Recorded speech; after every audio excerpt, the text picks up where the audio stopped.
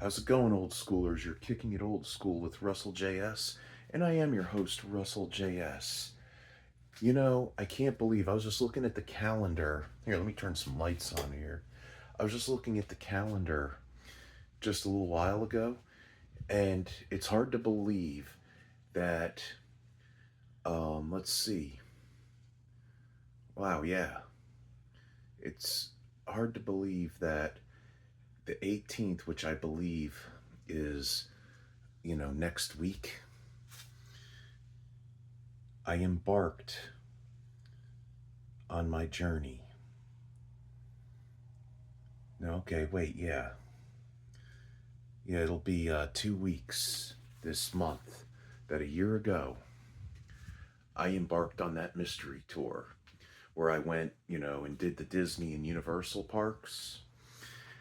And well, things didn't go accordingly the way I wanted to. I mean, I somewhat had a good time, but one of the things I realized about it was I wasn't having really the good time I expected to have because I only went by myself. And remember, I was going to make all the videos and stuff like Adam the Woo would do, and, like Super Enthused and the Tim Tracker, all the great vloggers out there that do the Disney parks. I wanted to capture something sort of similar, but I became like the Spinal Tap of vloggers at that point, where just things became a disaster. And I think I know why it was. And if you're new to the channel, hit a like, subscribe, leave comments in the box down below, ring the bell for notification for future videos, and shuckalacka kapow. Anyway, what I'm getting at is, I was all excited about the trip. I was excited on the journey. And when I got there, when I started doing all the theme parks, it was like National Lampoon's Vacation, and this is Spinal Tap for real.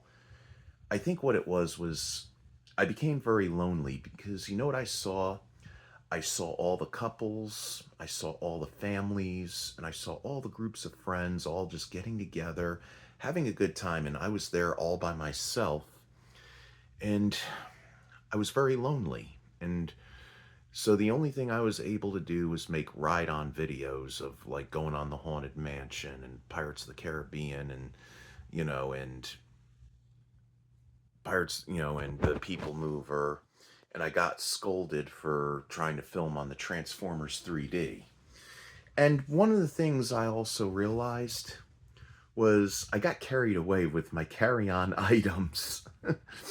Everything you saw me in the previous videos before, the trip, I literally brought all that stuff. And I didn't use hardly any of it except for a few handhelds and watched a few movies on my Blu-ray player. But this video I want to do is it's going to be simple, sort of similar. I mean, let's say for instance, right now summer is almost over. I mean, a lot of kids are getting ready to go back to school, you know, whether it's grade school or college, and you know, vacation time is over. But I want to commemorate, all those good times. And I think that's what it was, I wanted to remember all those good times I had going on family vacations, how I missed all that. But this is what I want to do in this video. Okay, picture this. The timeline is between the years 1981 to 1984. And you're a kid somewhere between, you're between the ages of 6 to 11 years old. And you remember how your mom used to say on the last day of school, because sometimes you would go on that big family vacation in the beginning of the summer, right after the day after school got out, and she'd have you empty out your backpack and, take out all the school stuff, and she'd say, okay, get everything ready for the big trip tomorrow. Get your backpack ready and bring things that you're going to want to take on the airplane with you to keep you occupied because it's going to be a long trip. Well, in the summer of 1984, I was about to turn 6 years old. And I was about to not only take my first trip to Florida, but in general, my first trip ever to Walt Disney World and the Kennedy Space Center. So, with that being 1984, I knew I mean, my mother would say, don't overpack with a bunch of toys, bring a few toys, bring a few things that, so that you'll have to occupy yourself. So I went ahead and set up some items, some old school items here that I would bring with me at 6 years old on board an airplane. One of them my mother would restrict me from because it might disturb the passengers, but we'll get to that in a minute. But without further ado, let's pack up our bad Oscars and get ready for this trip, shall we? Average run of the mill backpack. Of course, my backpack at the time, I had an ET backpack. And first grade, I would have a Gremlins backpack. But let me show you what I would put in this backpack, my personal carry-on bag, or if we were going on a trip by car. First off that I would do is, okay, I'm turning 6 years old, and it's the summer of 1984, which is an awesome time to be a 6-year-old. I mean, if you're a 6-year-old boy at that time, you're playing with He-Man, you're playing with G.I. Joe, Transformers, GoBots, whatever, action figure toy line is available at that point, where girls were playing with Barbie and My Little Pony. But first thing that I would bring would be a couple storybooks. Yes, Indiana Jones and the Temple of Doom at the movie theater, Ghostbusters, Gremlins. Oh, it was, I mean, 84 was a blast. A-Team on TV, Miami Vice, Dukes of Hazzard, Knight Rider, The Fall Guy. I mean, it was just a swell time to be a kid at that time in 1984, which I was about to be 6 years old that summer. So, got two storybooks. Indiana Jones and the Temple of Doom would go right there in that slot where my portable Blu-ray player, my portable Blu-ray player would go. Now, bear in mind, this is between 81 to 84, so, as far as electronics goes, we were very limited in technology still. So you got the two storybooks, E.T. the Extraterrestrial. I also would bring a couple toy cars, put them in there. Actually, you know what? I'd put them in this small compartment right here, along with a Rubik's Cube. This would be for my smaller stuff. And of course, if I had a hand-me-down, electronic baseball, this would be one of those things where mom would say, actually no, because I think this it has volume control, so I think I would be okay not disturb anyone. One of these pinball games, which I've said before, I had Mighty Mouse and the Real Ghostbusters. That would go right in here. And of course, not last but not least, this is something I would not go anywhere without, is my Coleco tabletop Pac-Man. But unfortunately, I could not play this on the airplane because it didn't have volume control, and you didn't want to disturb all the other passengers that were probably sleeping. So what would happen was, yes, I did put it in my backpack, and it would go right in the main compartment.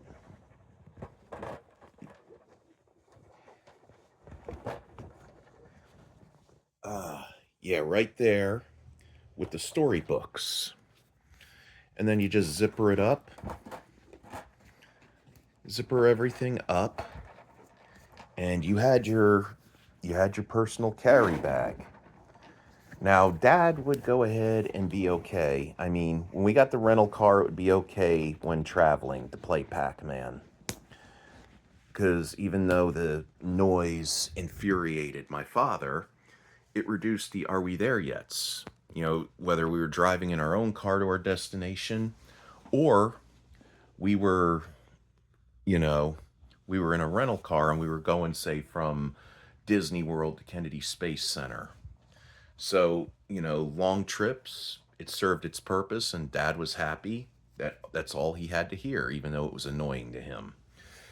But yeah, I thought back to it, you know, that's one of the reasons why things didn't go the way I had planned it, was because, I didn't go to Disney World, with a girlfriend or with a couple friends or family.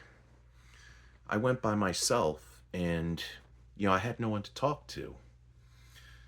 And I think next time I take a trip like that, I'm going to bring a friend or two, maybe a date, a girlfriend, and or maybe a family member, and that be that.